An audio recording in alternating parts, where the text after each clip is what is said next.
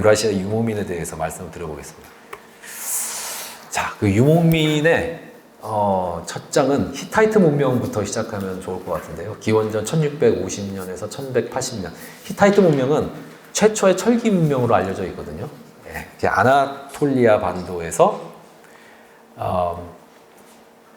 이 유명한 하투샤 요새, 하투샤가 수도였는데 여기에 요새를 건설을 합니다.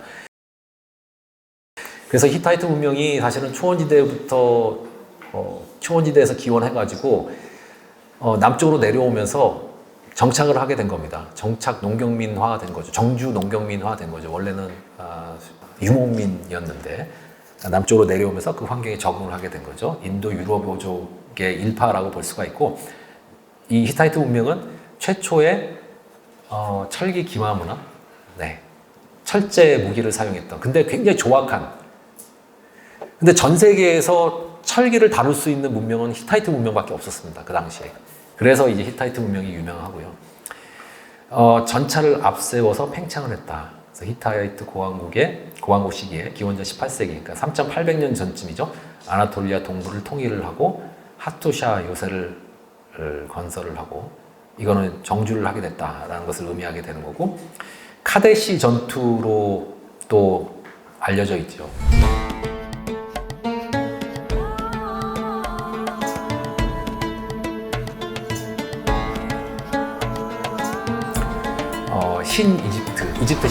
이집트 신왕국과의 전쟁을 카데시 전투라고 하는데, 당시 지중해 동부에서 양대 산맥이었습니다. 양대 두 강대국이 전쟁을 벌였는데 기원전 1274년에 양편 모두 승리하지 못하고 조약을 맺게 되는데, 유명한 카데시 조약, 인류 최초의 평화 조약이라고 하는 카데시 조약을 맺으면서 서로 이제 전쟁을 끝냅니다.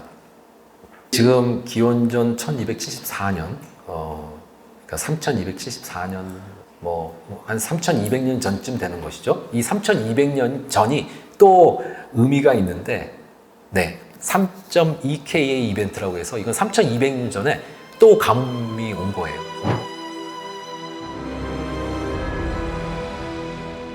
그래서 4200년 전에 가뭄이 와서 이집트 고왕국, 그 다음에 인더스 계곡 문명, 메소포타미아 문명, 이게 다 무너졌다고 얘기했는데, 1000년 후에 3200년 전에 또 가뭄이 옵니다.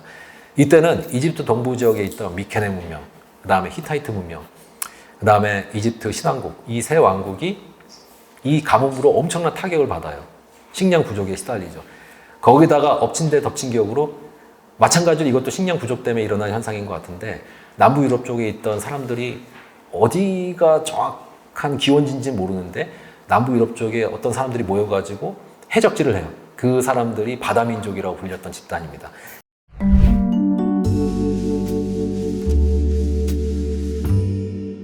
이 바다민족들이 막 약탈을 하면서 당시에 큰 나라였던 히타이트, 미케네, 이집트 신왕국들의 기반을 막 흔들게 할 정도로 엄청나게 약탈 행위를 일삼는데요. 팔레스타인인도 거기에 들어가고요. 여러 민족들이 그 바다 민족 안에 들어가는데요. 그 사람들이 모여가지고 미케네, 그 다음에 히타이트, 특히 이집트를 많이 공격을 합니다.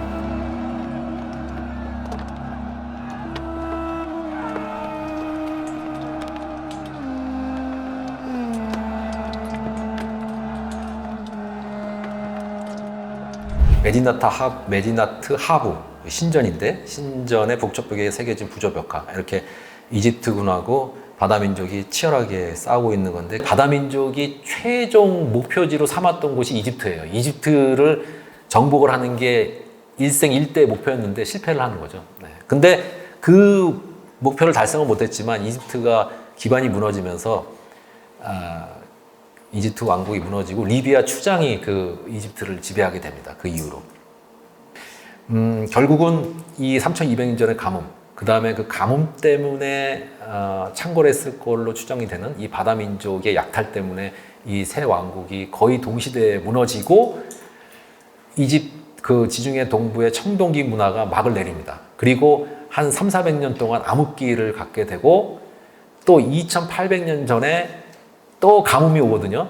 네, 2800년 전쯤에 그때 인도 아리아인이 이란 고원 쪽으로 들어오면서 메디아 왕국, 그다음 페르시아 제국으로 이어진다. 제가 아까 말씀드렸는데 2800년 전도 기후 변화가 있었습니다. 그 2800년 전에 기후 변화가 있으니까 사실은 3200년 전에 기후 변화가 있으면서 사람들이 와해가 됐는데 와해가 돼서 막 산지에서 살고 있다가 2800년 전에 다시 기후가 안 좋아지니까 사람들이 살기 위해서 또 움직이는 거예요.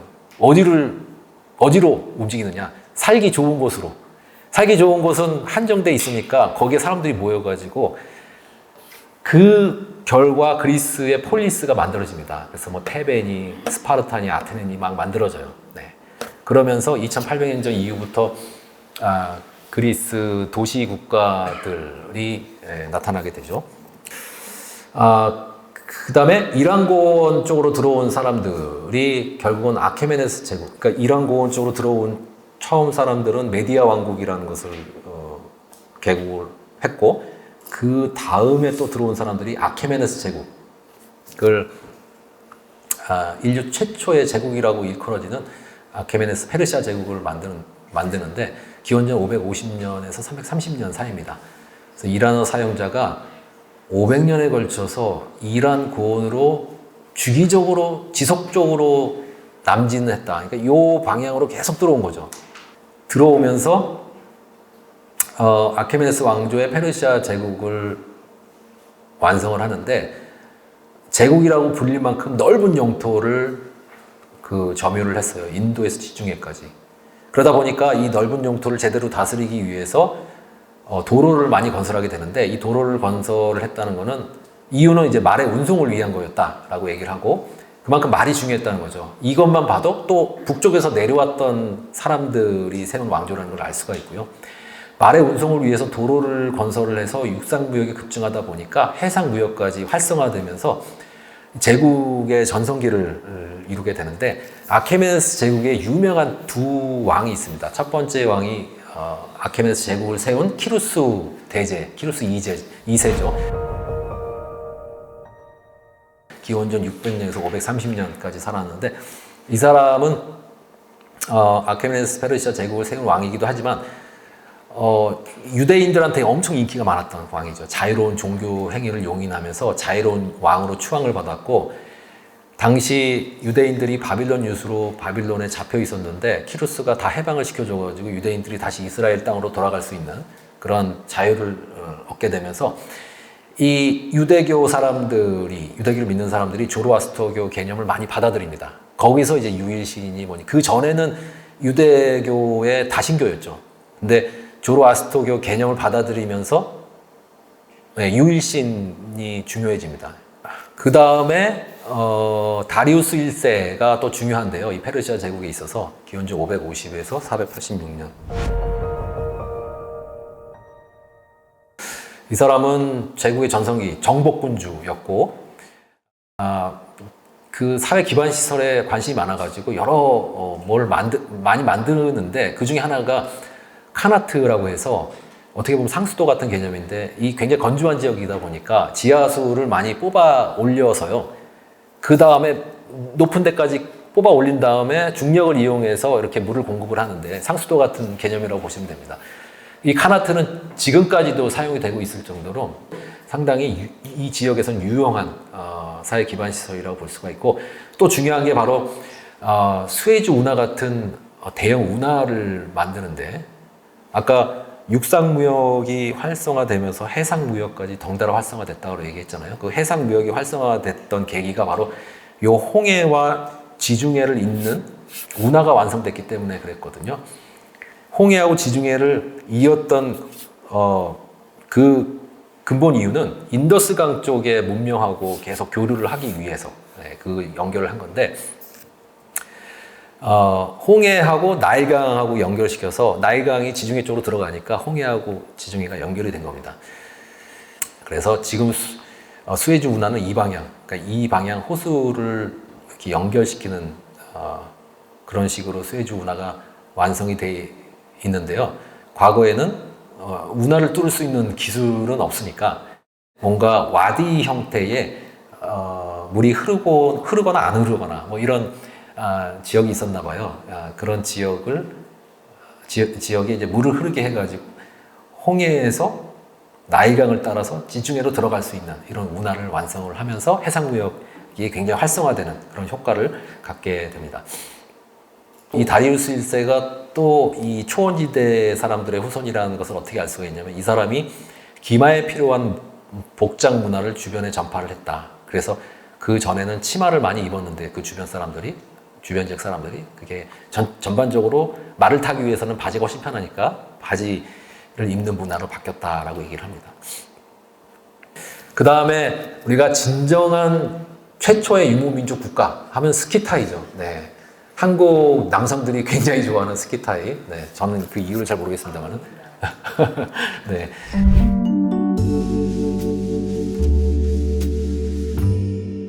이 서유라시아 최초의 유목민족 국가고 기원전 750에서 200년쯤에 있었고 이 스키타이도 기본적으로 중앙아시아 쪽에 있던 유목민족들입니다. 근데 스키타이족이 또 기후변화에 자극을 받은 걸로 저는 생각을 해요. 그래서 기후가 변화하니까 자극을 받아가지고 이쪽 조금 환경이 양호한 이 흑해 쪽으로 쭉 내려오게 되는데 아라레 동쪽, 그러니까 중앙아시아거든요. 아라레 동쪽에서부터 조금 습하고 이런 습한 지역을 찾아서 흑해 북부 쪽으로 내려오게 되는데 여기죠. 여기 지금 스키타이가 여기까지 내려온 거고 이 스키타이가 유명세를 탄 거는 당시에 엄청난 위명을 떨쳤던 이 페르시아 제국 다리우스 1세 때 아주 영역이 넓어졌는데 이 다리우스 1세가 사실은 유럽을 정복을 하려고 했거든요. 근데 유럽을 정복을 하려면 이 스키타이가 점유하고 있는 지역을 통과를 해야 됐어요. 근데 스키타이가 페르시아 제국이 이 서진하는 걸 막았습니다. 네. 게릴라 전법을 써가지고 싸우다가 도망가고 하다가 이 페르시아의 그 군사들이 어떻게 보면 페르시아 제국의 군사들도 결국은 유목민족들의 후예이기 때문에 말을 어느 정도 다룰 줄 알았는데도 불구하고 이 스키타이족의 그런 기마술이라는 건 절대 따라갈 수가 없는 수준이었나 봐요. 굉장히 포악하면서도 기마술 뛰어나고 그다음에 철제 재련술도 굉장히 발전돼 있었던 그런 민족이었기 때문에 강대한 페르시아 제국도 어쩔 수가 없이 이 스키타이 정복을 포기할 정도로 그래가지고 사실 키루스 대제도 스키타이족의 전쟁과의 싸움에서 그 전사했다라고 얘기를 하고요.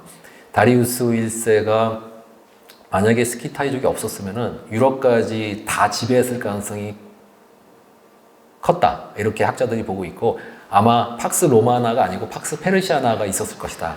라고 얘기를 합니다. 그 이후에 이제 로마 제국이 나타나잖아요. 그래서 로마 제국 이전에 아마 페르시아 제국이 유럽을 지배했을 것이다. 스키타이족이 없었으면. 네, 그렇게 얘기를 합니다. 스키타이는 그 북방의 시베리아 유목민족들의 특징이 무덤이 굉장히 크다는 거거든요. 우리가 쿠르간이라고 부르는데 그 리더의 위세를 그 상징하는 그래서 무덤 크기를 굉장히 크게 만드는데 우리나라에서도 사실은 신라 왕조의 왕릉이 엄청 크잖아요. 그래서 스키타이족의 후예다 뭐 이런 얘기를 하는 겁니다. 이 스키타이의 그런 북방 유목민족의 문화가 전달된 건 맞는 것 같아요. 네. 근데 사실 유전자 분석을 해보면은 크게 연관성은 없거든요. 근데 문화는 확실히 북방을 통해 가지고 전달이 됐고, 기본적으로 유전자는 제가 아까도 말씀드렸다시피 순달랜드부터 시작해가지고 남쪽을 통해가지고 북쪽까지 올라갔다가 만주연해주 쪽에서 지속적으로 이제 내려왔다라고 얘기를 했는데, 한반도 쪽으로. 문화는 어떻게 보면은 시베리아 쪽의 문화들이 많이 들어왔습니다. 뭐 철기도 그렇고 기마술도 그렇고 그 다음에 이런 왕릉도 그렇고요. 근데 이제 스키타이하고 신라 왕이 왕릉을 만들 때하고 시간 차이가 굉장히 많이 나요. 이건 2800년 전 쿠르간 무덤이고, 이건 1500년 전에 만든 황남대총이거든요. 그러니까 1300년이나 차이가 나니까 뭔가 스키타이 문화가 직접적으로 들어왔을 가능성은 없는 거죠. 시기가 너무 차이가 많이 나기 때문에 아마 스키타이 문화가 흉노한테 전달이 되고 그 흉노 문화가 한반도로 들어왔을 것이다 라고 생각하는 게 맞는 것 같습니다. 그래서 흉노 얘기를 하자면 흉노는 기원전 4세기에서 기원후 5세기까지 그 서유라시아에서 얌나야 집단이 막 전성기를 가졌던 그 시기랑 비교했을 때 상당히 늦었죠. 동유라시아는 유목민이 힘을 갖게 된 시기가 서유라시아에 비해서 상당히 늦었습니다. 제가 얘기했듯이 그 위 몽골 고원 쪽이 너무나 척박하기 때문에 인구수가 많기가 어려웠기 때문일 것이다 라고 생각을 합니다. 흉노는 항고조, 그래서 초안전쟁에서 항고조가 승리를 해서 통일을 하는데 흉노한테 처참하게 패하죠. 그 팽성의 치욕이라고 해가지고 사로잡히죠. 그 다음부터는 한무제가 5번째 왕인가 아마 그럴 거예요. 한나라에. 한무제가 즉위해가지고 이 한나라가 강성해지기 전까지는 계속 조공을 바쳤습니다. 한나라가 흉노한테. 그만큼 흉노가 엄청나게 강력했던 그런 유목 민족 국가였고요. 그래서 어떤 조공을 받았냐면 주로 비단을 굉장히 좋아했고, 비단을 만들 수 있는 능력이 안 되니까, 그 다음에 뭐 작물 이런 것들을 이제 조공을 받았고, 흉노는 대신에 중국의 철기 기술 이런 것들을 전파했다고 하고요. 기원전 150년이면은 한무제가 즉위하기 전이거든요. 여전히 한나라가 상당히 그 영토가 좁은 것을 볼 수가 있고요. 네, 여기 토번국이라고 하죠.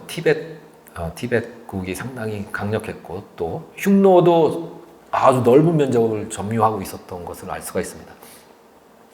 한무제가 즉위를 하면서 상황이 완전히 바뀌어요. 이 사람이 엄청난 능력자인 것 같아요. 이 사람이 흉노를 일단 정벌하기 위해서 월지하고 오손과 교류를 하는데 여기 보시면 여기가 오손이고 여기가 월지인데 월지 밑에 박트리아라고 있죠. 박트리아. 네, 이 박트리아의 페르가나 분지가 여기입니다. 페르가나 분지. 이 페르가나 분지에서 좋은 말이 많이 생산이 됐나 봐요. 우리가 흔히 이제 삼국지에 적토마라고 나오잖아요. 페르가나 분지에서 나오는 말을 한혈마라고 불렀습니다. 한혈마라는 뜻은 땀인데 피색의 땀을 흘린다 해서 한혈마거든요. 네, 땀 한자에 피혈자인데. 그래서 뭐 여러 가지 설이 있는데 그 중에 하나가 이 적토마, 그러니까 붉은 털을 갖고 있으니까 마치 막 다닐 때 보면은 땀의 색이 피색으로 보인다. 뭐 이래서 한혈마라고 이름이 붙었다라는 가설이 있는데 여하튼 그 적토마가 그 몽골 고원 쪽은 사실은 몽골마 보시면 알겠지만 다리가 짧죠. 그래서 얘네들이 그 지구력은 강한데 체력도 강하고 기동성이 떨어져요. 근데 이 페르가나 지역 서역마라고 부르는 이 페르가나 지역에서 산출되는 말들은 다리가 길쭉길쭉해가지고 굉장히 빨랐나 봐요. 그러니까 이제 한무제가 몽골마도 필요하지만 전쟁에서는 이런 다리가 길쭉길쭉해서 빠르게 달릴 수 있는 말이 더 중요하다 해서 이 박트리아, 이 월지족을 통해 가지고 박트리아하고 교역을 하려고 교역을 하게 되는데 그때 실크로드가 이제 형성되기 시작했다라고 얘기를 합니다. 그래서 이후에 이제 당나라 때 실크로드가 거의 완성이 되는데 처음에 한나라가 말을 수입하기 위해서 무역로를 뚫고 그게 나중에 실크로드로 이어졌다라고 얘기를 합니다. 흉노가 뭐 모든 나라가 다 그랬지만 전성기를 갖고 그 다음에 이제 쇠락하는 시기를 겪게 되는데 역사는 순화이니까요.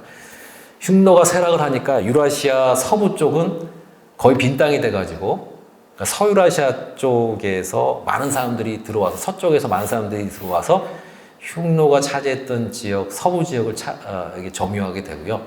그건 뭐 우리하고 관계가 별로 없습니다만은 유라시아 동부 쪽은 여러 가지 사건들이 발생을 하는데 일단은 이 시기에 그 후한이 망하고, 그러니까 흉노가 쇠락할 때 후한이 망하면서 위초고 삼국시대가 시작이 됩니다. 그리고 위나라가 통일을 하죠.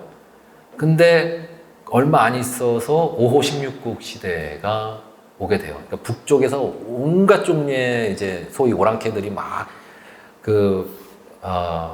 발흥하면서 서로 싸우죠. 그걸 이제 556국 시대라고 하는데 556국을 선비족이 세운 나라인 북이가 통일을 합니다. 그래서 이제 북조로 이어지고 한족 국가들이 이제 남조에 형성이 돼서 남북조 대치기가 일어나는데 그러니까 위초고부터 남북조 시기까지 엄청나게 혼란스러웠어요. 그러니까 이 시기가 중세 저온기라고 해가지고 유라시아 전역이 상당히 추웠던 시기입니다.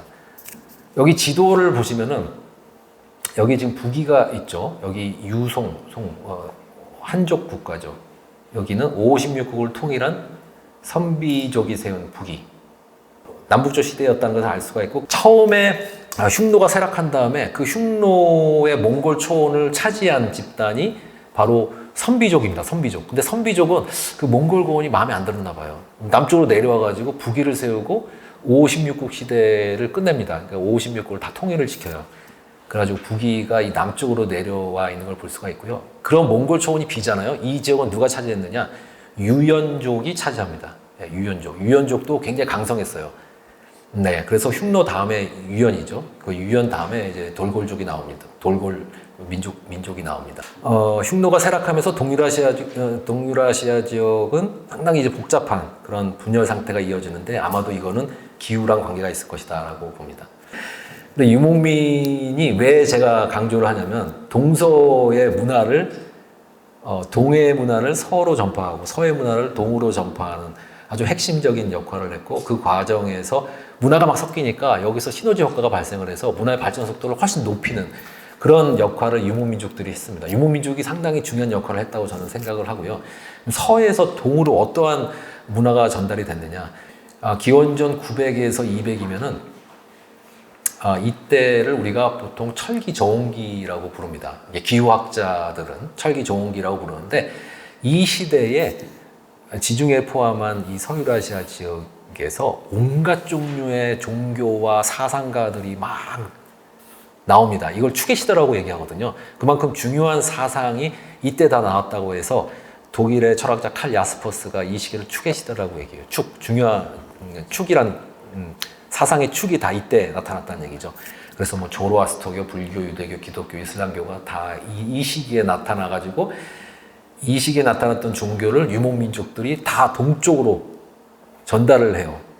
유럽, 인도, 중국을 있는 경로를 통해서 전파를 시키고 또 이런 종교뿐만 아니고 말, 금속, 작물, 기술, 악기, 예술 이런 것들도 동쪽으로 전달을 합니다. 그래서 여기에 종교뿐만 아니고 다양한 그리스 사상가들, 소크라테스, 아리스토텔레스, 플라톤, 그 다음에 많죠. 동쪽도 마찬가지입니다. 어떻게 보면 동쪽도 뭐 유교나 도교나 노자, 장자, 맹자, 공자 다 이 시대에 나왔어요. 네.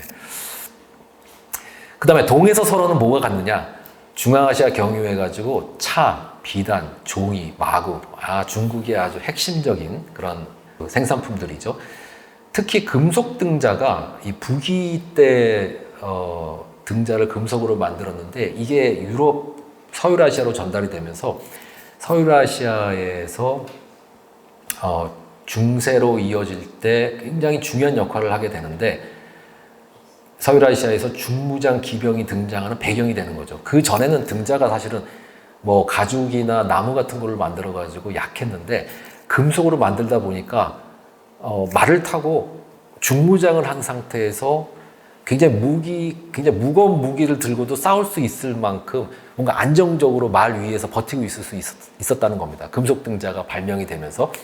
근데 금속 등자가 이 북이 시대에 발명이 돼가지고 이게 유목민족들에 의해서 서쪽으로 전파가 됐다고 얘기를 합니다. 그 다음에 또 서유라시아의 대표적인 유목민족 하면 훈족이죠.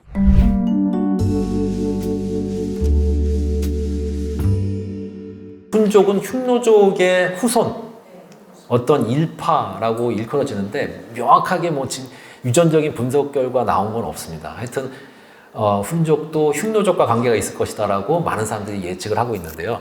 훈족이 374년부터 이동을 하기 시작하는데 이때부터 또 온도가 내려가거든요. 네, 온도가 내려가는 시기. 이거를 우리가 중세 저온기고 게르만족의 대이동 시기라고도 얘기를 하거든요. 게르만족이 왜 대이동을 했느냐? 바로 훈족이 이동을 했기 때문이에요. 훈족이 이쪽 중앙아시아 쪽에 있다가 기후변화에 자극을 받아가지고 따뜻한 쪽으로 내려오게 됩니다. 그래서 여기가 지금 카르파티아 분지, 카르파티아 산맥이 있고요. 카르파티아 분지로 이동을 하게 되는데, 뭐 여기 들어오기도 전에 이쪽에서 훈족의 움직임이 포착이 되고 나서 원래 이쪽에 살고 있던 고트족, 서고트족, 동고트족이 너무 겁이 나가지고 먼저 도망을 쳐요. 어디로 도망을 치냐면 남쪽에 로마 제국 쪽으로 들어옵니다. 그래서 저쪽 훈족이 막 들어오는데 무서워서 못 있겠으니 너네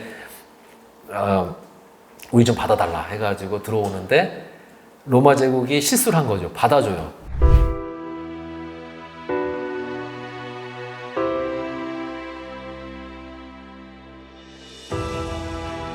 받아준 게 잘못이었어요. 이 사람들이 서고트족이 얌전히 있는 척 하다가 로마 제국이 동로마, 서로마로 분리가 되고 분열이 되거든요. 그러면서 확연하게 약해지는데 국세가 쇠락하게 되는데 그때 서고트족에 영웅이 나타났는데 알라리크라고 하는 왕이 즉위를 하면서 이 사람이 굉장히 강력한 리더였어요. 알라리크 왕을 중심으로 해가지고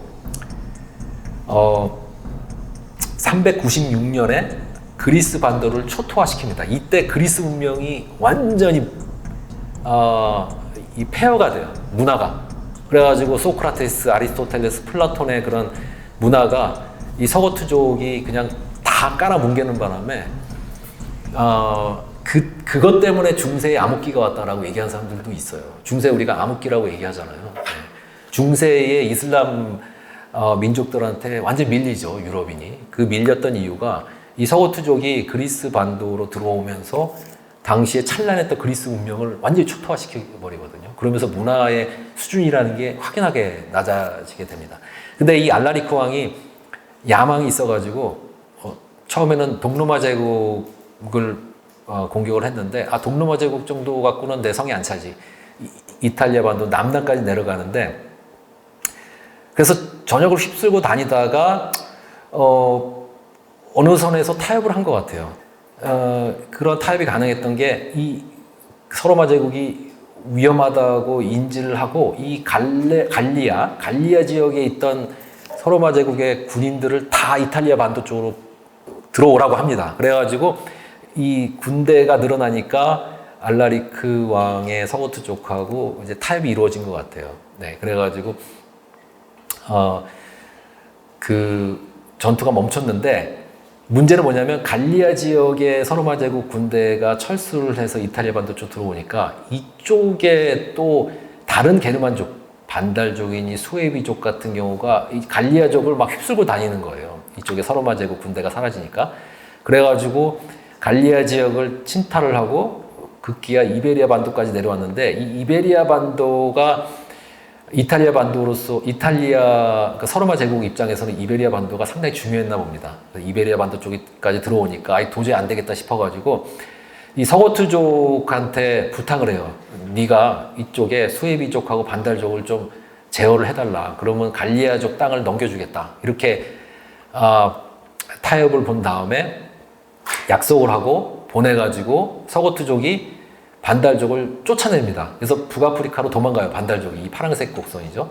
그래서 북아프리카로 도망가서 반달족이 이 카르타고가 있는 지역까지 오게 되는데 로마가 워낙에 지금 서로마, 동로마가 그냥 게르만 민족들이 침입해가지고 정신이 없으니까 이 함대를 반달족한테 그냥 뺏기고 맙니다.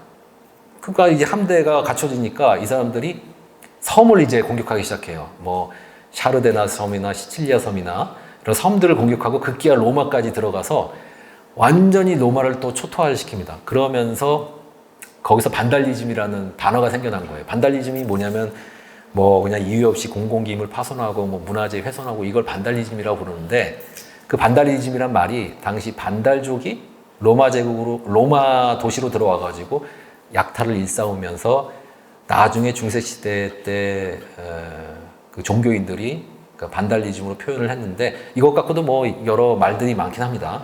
근데 그거에 대해서는 뭐 여기까지만 말씀을 드리고 그래서 훈족이 그럼 훈족은 그때 뭐 하고 있었느냐? 훈족은 405년에 카르파티아, 그러니까 원래 게르만족이 서고트족이 살고 있었던 이 지역으로 들어온 다음에 그 다음에 넓게 퍼져 나가면서 이탈리아 반도를 위협하고 그리스 이 발칸 반도를 점령을 하고 이런 식으로 유럽 전역을 초토화시키는데 기본적으로 유럽 사람들은 이 훈족의 아틸라를 굉장히 무서워했습니다.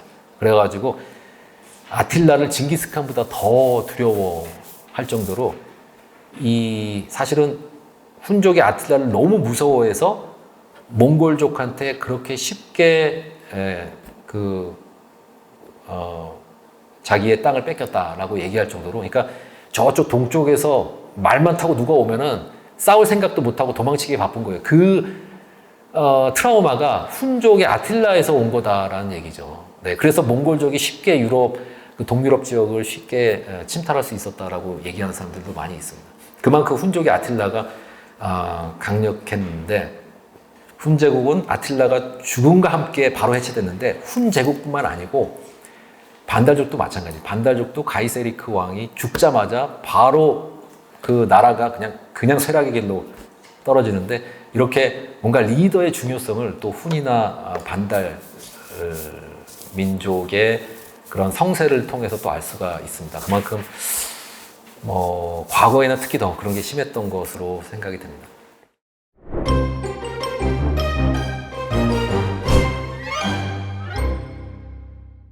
시작할까요?